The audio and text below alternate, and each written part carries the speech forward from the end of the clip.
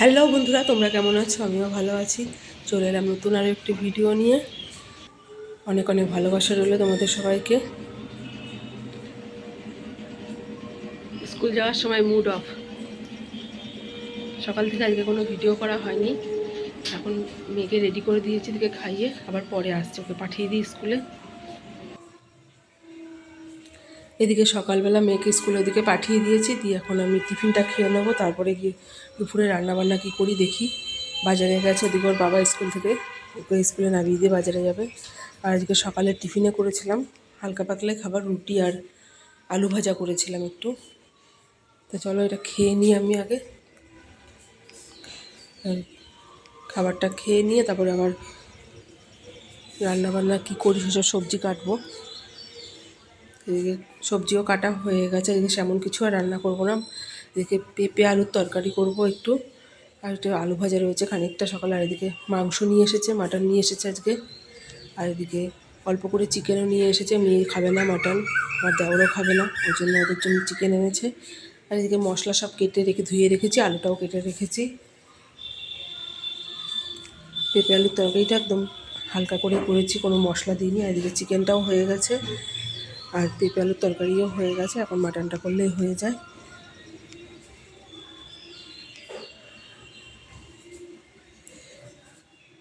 একদম কষা কষা করেই করেছি চিকেন, কোনো ঝোল করিনি। এদিকে মাটনের আলুটা ভাজা বসিয়েছি।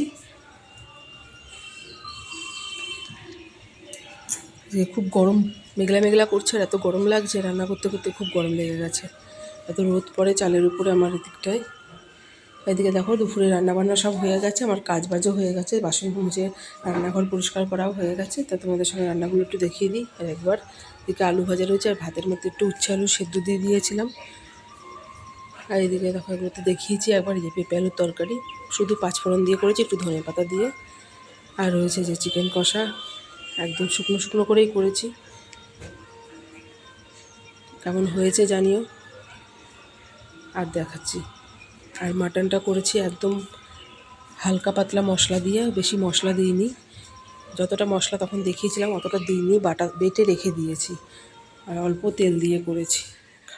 আর এটা মাটনের মধ্যে সহজে খাওয়া হয় না, বছরে এক আধবার খাওয়া হয়। তা রান্নাবান্না সব ওদিকে হয়ে গেছে, কাজবাজও হয়ে গেছে। এখন স্নান করবো, করে সবাইকে খাবার দেবো খেতে। স্পেশাল কিছু দিন ছিল আজকে। আর এই যে সন্ধ্যাবেলা বেরিয়েছিলাম একটু ঘুরতে। তা ঘুরতে এসে বৃষ্টিতে, এত বৃষ্টি হচ্ছে যে আটকে গেছি। যেখানে খাবার কিনতে ঢুকেছিলাম ওখানেই বসেছিলাম 1-1.5 ঘন্টা। দাঁড়াও দেখাচ্ছে, দেখো মুষলধারে বৃষ্টি হচ্ছে। আর কিছুটা আবার দেখলাম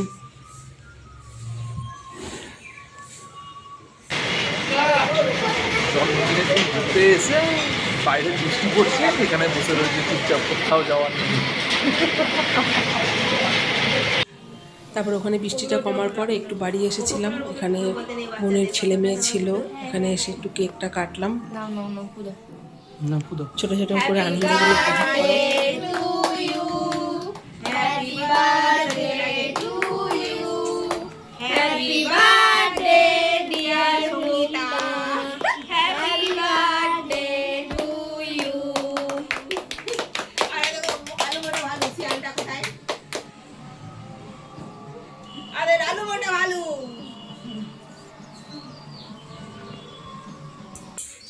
ওখান থেকে চলে এসেছিলাম বাড়িতে। তারপরে এসে এখন জামা কাপড় ছাড়বো, তারপরে দেখি মেয়েকে খাওয়াবো আবার।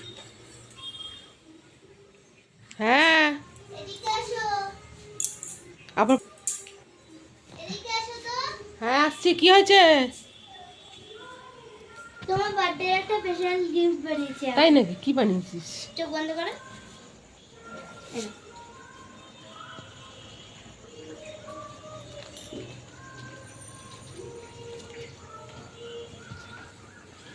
দাঁড়াও তোমাদের দেখাচ্ছি কি দিল।